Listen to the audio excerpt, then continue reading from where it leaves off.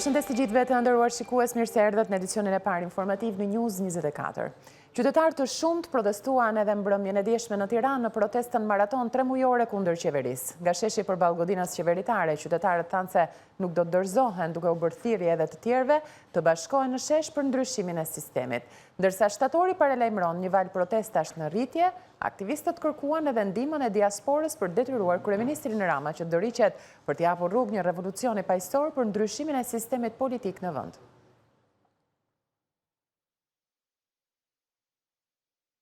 Banorët e Divjakës protestuan edhe mbrëmjen e kësaj të martë duke regjistruar protestën e 26 kundër planit Partisë Socialiste për shkrirjen e bashkisë.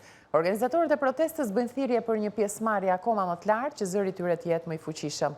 Folësit kanë kërkuar edhe nga deputetët që i përfaqësojnë të mbështesin dhe të mos e votojnë këtë projekt që e kthen Divjakën dekada pas. Banorët thanë se qëndresa do të jetë deri në ditën e fundit që projekt ligji që shkrin 15 bashki ndërtohet dhe Divjaka të mos miratohet në parlament. Ashtu sikurse në protestat e mëparshme dhe mbrëmjen e kësaj të martë, protesta e 26 u mbyll me marshimin e 86 dhe me thirrjet e protestuesve në rrugët e qytetit. Banorët e njësisë administrative të Zibër kundërshtojnë bashkimin me Matin me argumentin se largohen shërbimet duke ushtuar kostot e duke vështirësuar jetën. Bashkia e Klosit po vijon turin e dëgjesave publike me banorët për reformën e re territoriale që parashikon bashkimin e kësaj bashkie me atë të Matit.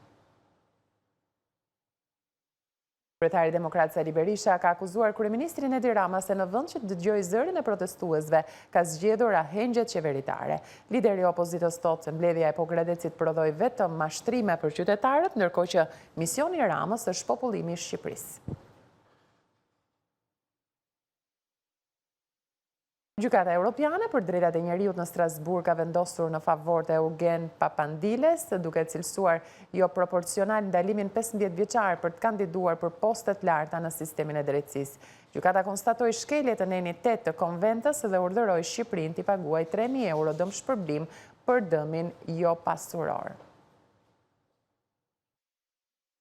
Sot nis procesi regjistrimit në Universitetin Luarasi, në këtë moment të rëndësishëm për maturantët Universiteti Luarasi hap dyert për të gjithë të rinj që janë në kërkim të programit të duhur të studimit.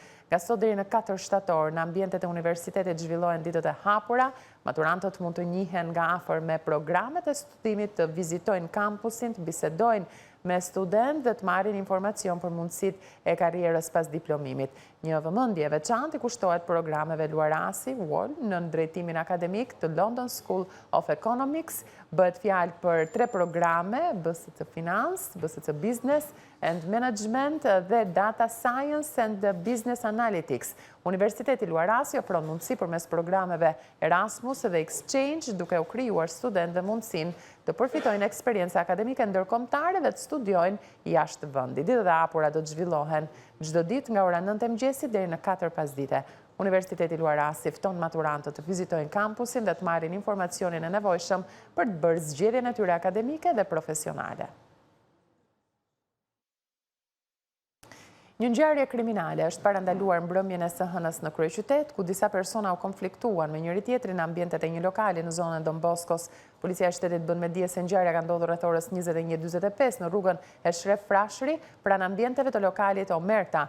2 persona janë konfliktuar me njëri tjetrin, ndërsa gjatë përplasjes njëri prej tyre ka përdorur një armë zjarri. Sipas njoftimit të policisë, në prangazh vënë në flagrancë 37 vjeçari Indrit Kallari, banues në Kruj, i cili dyshohet se për motive të dobta ka goditur me kytën e një pistolete që e mbante pa leje 47 vjeçarin Arben Merkaj, banues në Laprak. Pas marrjes së njoftimit për konfliktin, shërbimet e Komisariatit Policisë nr. 3 në bashkëpunim me Forcën e Posaçme Shqiponja kanë shkuar menjëherë në vend ngjarje dhe kanë nisur veprimet për sqarimin e rrethanave.